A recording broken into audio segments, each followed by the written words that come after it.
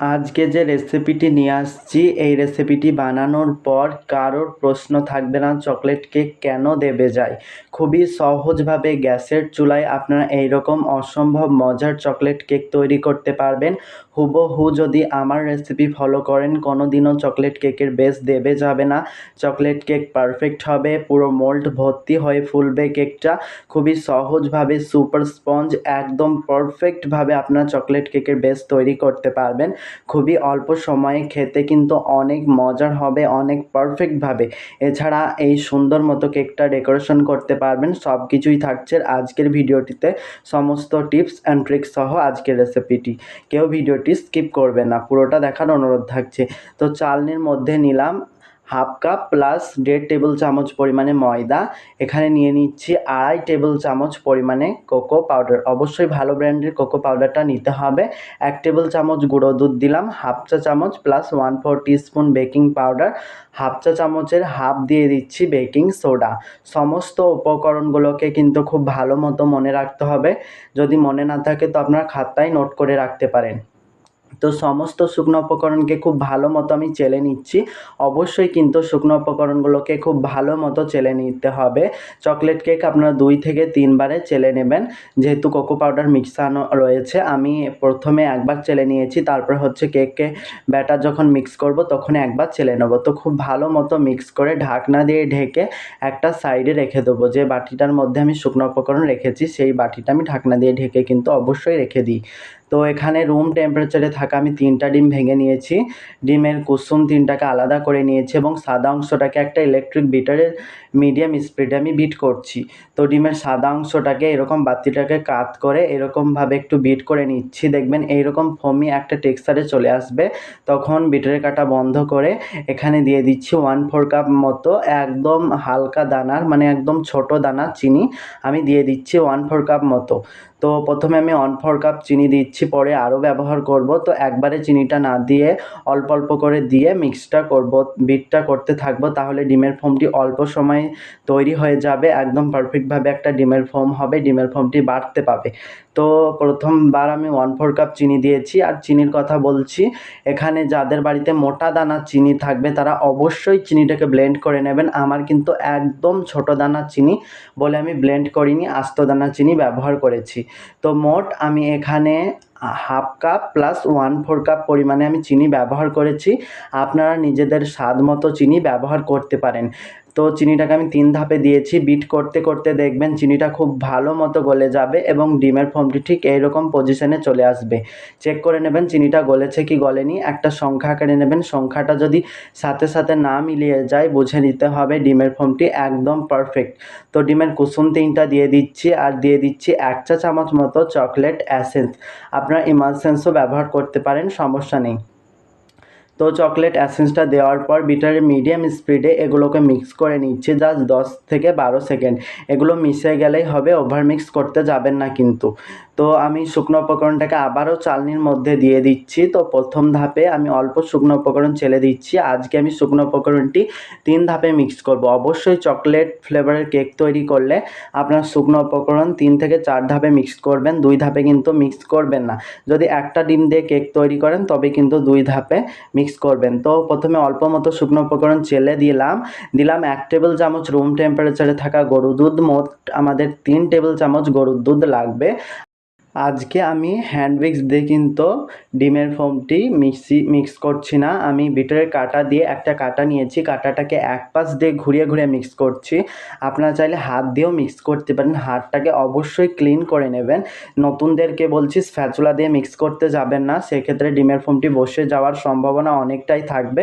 তো প্রথম ধাপে আমি শুকনো উপকরণ চেলে দেওয়ার পর দ্বিতীয় ধাপে আরও কিছুটা শুকনো উপকরণ চেলে দিলাম। আরও 1 টেবিল চামচ আমি এখানে রুম টেম্পারেচারে থাকা গরুর দুধ ব্যবহার করছি। যতবার শুকনো উপকরণ চেলে দিচ্ছি ততবার কিন্তু আমি রুম টেম্পারেচারে থাকা গরুর দুধ ব্যবহার করেছি। আবারও বলছি, মোট আমি এখানে 3 টেবিল চামচ গরুর দুধ ব্যবহার করেছি। তো আমি বিটারের কাঁটা দিয়ে মিক্স করছি। অবশ্যই এই পার্টটা আপনার টেনে টেনে দেখবেন না, পুরোটাই দেখবেন এক হ্যান্ড উইক্স দিয়ে বা ইলেকট্রিক বিটার দিয়ে এর কাঁটা দিয়ে যেটা দিয়ে আপনারা মিক্স করুন না কেন, খুবই আলতোভাবে ফোল্ডিং মেথডে একদম এক পাশ দিয়ে ঘুরিয়ে ঘুরিয়ে যতটা পারবেন ততটা কতটা আলতোভাবে আপনারা মিক্স করে নেবেন এক পাশ দিয়ে ঘুরিয়ে ঘুরিয়ে। এই পর্যায়ে দেখবেন ডিমের ফোম পারফেক্ট হয়েছে, কেকের মেজারমেন্ট পারফেক্ট হয়েছে, তাও কিন্তু কেকটা ফুলেনি বা চুপসে গেছে বা কেমন একটা হয়ে গেছে। মিক্স করার কারণে কিন্তু এই সমস্যাগুলো হয়। অবশ্যই মিক্সটা খুবই আলতোভাবে করতে হবে।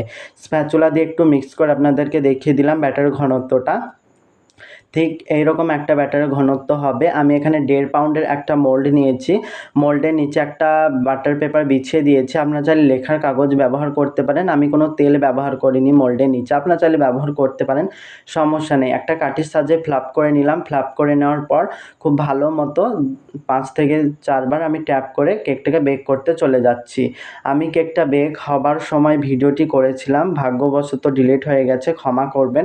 কেকটা যখন বেক হয়ে যায় তখন আমার ভিডিও এই ক্লিকটা রয়ে গেছে, এটা আপনাদের সাথে শেয়ার করছি। দেখুন কতটা পারফেক্ট হয়েছে কেকটা, এবং কাঠির সাহায্যে চেক করে নিয়েছি। 5 মিনিট আমি জায়গাটাকে প্রিহিট করেছিলাম লো আঁচে। তারপরে কেকের মোল্ডটাকে বসিয়ে দিয়ে ঢাকনা দিয়ে ঢেকে কেকটাকে বেক করে নিয়েছি। একবার করে চেক করে নেবেন। আমার সময়টা কিন্তু জাস্ট মনে নেই, আপনাদের সময়টা কম বা বেশি লাগতে পারে। অবশ্যই কিন্তু স্ট্যান্ড দেবেন যে জায়গাটার মধ্যে কেকটাকে বেক করবেন।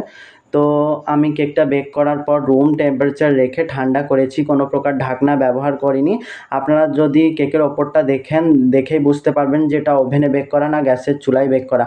ওভেনে বেক করা হলে ওপরটাতে কালার আসবে, কিন্তু গ্যাসের চুলায় বেক করেছি যেহেতু বড় সাইজের একটা কেক, কালার আসেনি। তা কিন্তু কেকের ওপরটা স্যাঁতস্যাঁতে হয়নি। কেকটা কতটা পরিমাণে স্পঞ্জ এবং পারফেক্ট হয়েছে সেটা আপনারা দেখতেই পাচ্ছেন নিশ্চয়ই। ভিডিওটি একটু কালো টাইপের এসছে, যেহেতু কারেন্ট ছিল না, সেই সময় ভিডিওটি করেছি। কেমন লাগলো আজকের কেক রেসিপিটি অবশ্যই আপনারা কমেন্ট বক্সে জানাবেন। কেক নিয়ে কোনো কোয়েশ্চেন থাকলে অবশ্যই আমাকে কমেন্ট বক্সে জানাতে পারেন। আমি যতটা পারবো ততটা আপনাদেরকে সাহায্য করে রিপ্লাই দেওয়ার চেষ্টা করব। তো কেকটাকে আমি একটা স্লাইস করে নিয়েছি। কেকটা যখন মোল্ড আউট করি তখন ভুলবশত আমার কাছে মোল্ড আউটটা পারফেক্টভাবে হয়নি বলে কেকের ধারগুলো একটু বেঁকেছে হয়ে গেছিলো। সমস্যা নেই, 3টে স্লাইস করে নিয়েছি। অনায়াসে 4-5টা স্লাইস করা যাবে। তো 3টে মোটা স্লাইস করে নিয়েছি আমি। কেকটার ভিতরটা কতটা সুন্দর এবং কতটা স্পঞ্জি হয়েছে বলে বোঝানোর মতো কিছুই নেই, এবং বড় বড় ছিদ্রগুলোও হয়নি। দেখুন কতটা পারফেক্ট হয়েছে। মোল্ড ভর্তি কেক হয়েছিল, কেকটা কিন্তু দেবেও যায়নি, একদম পারফেক্টভাবে কেক হয়েছে। তো কেকটাকে আমি ডেকোরেশন করছি। এখানে 2 পাউন্ডের একটা বোর্ড নিয়েছি। কেকের বোর্ডের নিচে অল্প একটু ক্রিম দিলাম। ক্রিম দেওয়ার পর হচ্ছে আমি একটা স্লাইস দিলাম। স্লাইসের পরে হচ্ছে আমি এখানে চকলেট সিরাপ ব্যবহার করছি। তো এখানে আমি স্বাদ মতো চিনি নিয়েছি। তারপরে হচ্ছে পরিমাণ মতো পানির ওপরে আমি 2 টেবিল চামচ চকলেট মেল্ট করে আমি গুলে নিয়েছি। তো এই চকলেট সিরাপটি আমি তৈরি করে নিয়েছি। তো লেয়ারে আমি হুইট ক্রিম দিয়ে দিচ্ছি, তারপরে হচ্ছে আবার একটা লেয়ার দিয়ে দিচ্ছি, তারপরে হচ্ছে আবার আমি এই চকলেট সিরাপ দিয়ে দিচ্ছি। আজকের কেকটি আমি চকলেট ক্রিম দিয়ে ডেকোরেশন করছি না, আপনারা চাইলে চকলেট ক্রিম দিয়ে কেকটাকে ডেকোরেশন করতে পারেন। আমার চ্যালেঞ্জে কীভাবে চকলেট ক্রিম তৈরি করতে হয় অলরেডি টিউটোরিয়াল দেওয়াই আছে, আপনারা চাইলে আমার চ্যালেঞ্জটিকে ভিজিট করে দেখে আসতে পারেন। এবং আজকে কোনো ক্রিমের রেসিপি আপনাদের সাথে শেয়ার করিনি। যে ক্রিমটা দেখছেন সেটা কিন্তু আমি হ্যান্ড উইক্স দিয়েই তৈরি করেছি। কারেন্ট ছিল না বলে অনেক কষ্ট করে হ্যান্ড উইক্স দিয়ে ক্রিমটা তৈরি করতে হয়েছিল। ক্রিমটা কিন্তু পারফেক্ট হয়েছে। কীভাবে হ্যান্ড উইক্স দিয়ে ক্রিম তৈরি করবেন অনেকবার আপনাদের সাথে শেয়ার করেছি। একটু আমার চ্যালেঞ্জ থেকে ঘুরে আসতে হবে, তাহলে রেসিপিটি শিখে নিতে পারবেন। তো কেকের ওপরটাতে আমি ক্রাম কোটিং করে নিচ্ছি। অবশ্যই চকলেট কেকের ক্ষেত্রে আপনারা ক্রাম কোটিং করে নেবেন, তাহলে হচ্ছে কি হবে, ফিনিশিংটা পারফেক্টভাবে আসবে। ফিনিশিং করতে ক্রামগুলো ওপরে ভেসে আসবে না।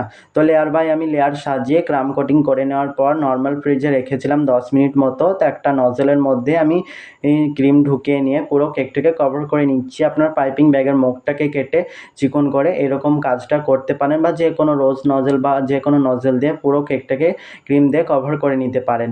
তো এইভাবে করলে ক্রিমটা গলে যাবে না, অল্প সময়ের মধ্যে ফিনিশিংটা পারফেক্টভাবে চলে আসবে। অবশ্যই এই টেকনিকটা অবলম্বন করবেন, দেখবেন অল্প সময়ের মধ্যে কেকটা ফিনিশিংয়ে চলে আসবে। পরিমাণ মতো ক্রিম লাগবে, ক্রিমের পরিমাণ বেশি বা কম হবে না, একদম পারফেক্টভাবে ক্রিমটা যাবে এবং অল্প সময়ের মধ্যে কেকটা ডেকোরেশন করা যাবে। তো আমি হ্যান্ড উইক্স দিয়ে ক্রিমটা তৈরি করার পরও কিন্তু কতটা পারফেক্ট হয়েছে সেটা আপনারা দেখতে পাচ্ছেন নিশ্চয়ই। তো আপনারা অবশ্যই এরকমভাবে কেকটাকে ফিনিশিং আনবেন।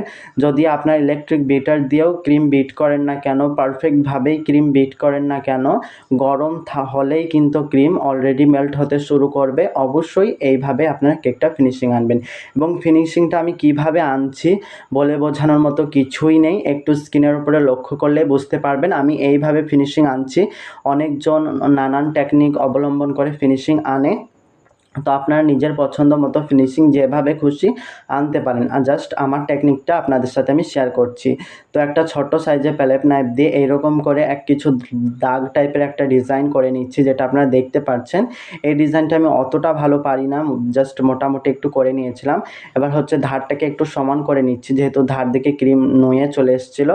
তো ধারের ক্রিমটাকে আমি সরিয়ে দিয়ে কেকটাকে আমি ফিনিশিং করা কমপ্লিট হয়ে গেছে। তো এখানে আমি চকলেট গানাশ তৈরি করে নিয়েছিলাম। এই চকলেট গানাশেরও রেসিপি আমার চ্যানেলে দেওয়া আছে, চাইলে দেখে আসতে পারেন। এরকম করে ড্রপ ড্রপ করে দিয়ে দিয়েছিলাম। প্রচণ্ড গরমে এবং কারেন্ট ছিল না, তো চকলেট ক্রিম এই গানাশটি হচ্ছে ড্রপ ড্রপ করে দেওয়ার পর মেল্ট হয়ে পড়ে গেছিলো। তো দেখতে খুব একটা সুন্দর লাগছিল না, আপনাদেরকে কেমন লাগবে জানি না।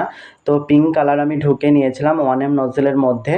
তো 1M নজেলের মধ্যে দিয়ে আমি এইরকম করে রোজ করে নিচ্ছি। রোজগুলো কতটা পারফেক্ট হয়েছে অবশ্যই আমাকে কমেন্ট বক্সে জানাবেন। তো কারেন্ট ছিল না, কেকটি অনেক কষ্ট হয়েছিল বানাতে। অবশ্যই কমেন্ট বক্সে জানাবেন রেসিপিটি কেমন লাগলো। তো আপনাদেরকে মেপে দেখিয়ে দিচ্ছি কেকটার ওয়েট কতটা এসছে। একই নজল দিয়ে আমি বর্ডারটাও দিয়ে দিচ্ছি। অবশ্যই কেক ডেকোরেশন করার সময় কেকে বর্ডার দেবেন। বর্ডার দিলে কেকটা একটু বড় লাগবে এবং দেখতে অনেক বেশি সুন্দর লাগবে। আকর্ষণীয় লাগার জন্য আমি এই বর্ডারটা দিয়েছি। জাস্ট একটা নজল দিয়ে কেকটাকে ডেকোরেশন করেছি। কিছু আমি এখানে স্প্রিঙ্কল দিয়ে দেবো। স্প্রিঙ্কল দিয়ে কেকটাকে ডেকোরেশন করা কমপ্লিট করে নেব। আমি এখানে কিছু সিলভার গোল্ডেন স্প্রিঙ্কল দিয়ে দিচ্ছি। আপনারা নিজের পছন্দ মতো স্প্রিঙ্কল ব্যবহার করতে পারেন, বা স্প্রিঙ্কল নাও ব্যবহার করলে চলবে। এটা পুরোপুরি অপশনাল, এটা দেখার সৌন্দর্যের জন্য ব্যবহার করা হয়েছে। যে স্প্রিঙ্কল দিলে স্বাদটা বাড়বে এটা কিন্তু নয়, আর এগুলো স্প্রিঙ্কলগুলো কিন্তু খাওয়া যাবে। এটা কিন্তু সুগার দিয়ে তৈরি। তো কেকটা অবশ্যই কিন্তু কমেন্ট বক্সে জানাবেন কেমন লাগলো আজকের রেসিপিটি। তো আপনাদেরকে কেকটার ওয়েট কতটা এসছে আপনাদেরকে দেখিয়ে দিচ্ছি। একটা কিচেন স্কেল নিয়েছি, কিচেন স্কেলটাকে আমি চালু করে তারপরে হচ্ছে বোর্ড সহ কেকটার ওয়েট ওজন করে নিচ্ছি। কেকটা 838 গ্রাম এসছে। কেকটা 2 পাউন্ডের থেকে একটু কম এসছে। বোর্ড সহ ওজন করেছি, 2 পাউন্ডের থেকে একটু কম এসছে।